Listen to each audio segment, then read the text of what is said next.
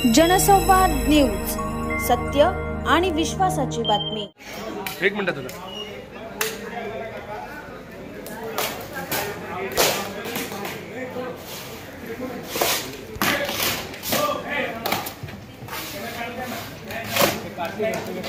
निवेदन दिले ना तुम्ही? दिले चला निवेदन तुम्ही दिले ना निवेदन नाही केलं तुम्ही आहे ना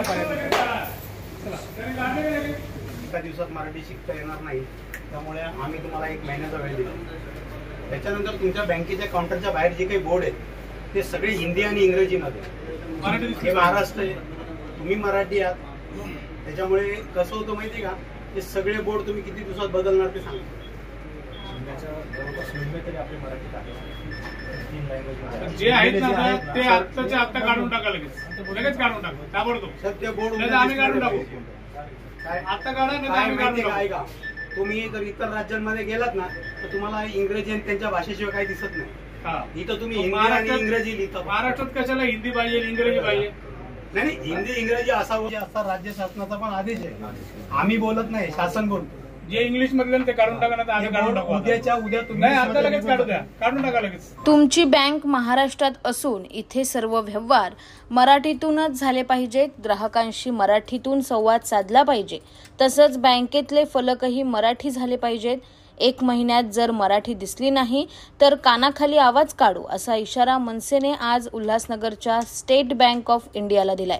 मनसेचे जिल्हाध्यक्ष बंडू देशमुख यांच्या नेतृत्वाखाली शहराध्यक्ष संजय घुगे, कल्पेश माने, सचिन बेडके यांच्यासह अन्य कार्यकर्त्यांनी स्टेट बँकेत जाऊन ब्रँच मॅनेजरची भेट घेतली आणि आपल्या मागण्यांचं निवेदन दिलं। तसंच तुम्हाला 1 महिन्याचा वेळ देत असून सगळे अपेक्षित बदल झाले नाहीत तर मनसे स्टाईलने आंदोलन करण्याचा इशारा यावेळी देण्यात आलाय। यामध्ये हे लोक महाराष्ट्रामध्ये धंदा करतात। बँकेचं नाव state bank, Maharashtra bank, Punjab national bank असे विविध नावं आहेत आणि यांचे सगळ्यात जास्त ग्राहक जे आहेत ते मराठी आहेत। असं असताना या बँकेमध्ये मराठी भाषेचा अपमान केला जातो, मराठी भाषेला डावललं जातं। सन्माननीय राजसाहेबांनी गुढीपाडव्याच्या मेळाव्यामध्ये सांगितलं होतं की तुम्ही तुमच्या बँकांचे बोर्ड बदला, ते मराठीत लावा आणि तुमच्या बँकांमध्ये जे काही कर्मचारी काम करतात त्या कर्मचाऱ्यांना मराठी भाषा आली पाहिजे। कारण इथे येणारे सिनियर सिटीजन असतील, वरिष्ठ म्हणजे ज्येष्ठ नागरिक आहेत किंवा इतर लोक आहेत, त्या सगळ्यांनाच हिंदी किंवा इंग्रजी येत नाहीत, त्यांच्याशी तुम्ही मराठी बोललं पाहिजे आणि त्यांचा अपमान होणार नाही याची काळजी यांनी घेतली पाहिजे। परंतु सातत्याने मराठी भाषेला डावलायचं, हिंदी आणि इंग्रजीला प्राधान्य द्यायचं, या लोकांनी सातत्याने हे चालवलेलं आहे। पण यापुढे या गोष्टी खपवून घेतल्या जाणार नाहीत। आम्ही स्टेट बँकेला 1 महिन्याचा वेळ दिला आहे की या सर्व कर्मचाऱ्यांनी 1 महिन्यामध्ये मराठी शिकावी आणि मराठीत बोलावं। जर 1 महिन्यानंतर यांच्या बँकेमध्ये आम्हाला मराठी भाषा दिसली नाही किंवा मराठीला प्राधान्य दिसलं नाही तर राजसाहेबांनी जसं सांगितलं कानाखाली आवाज काढा, तसा आवाज कानाखाली काढला जाईल।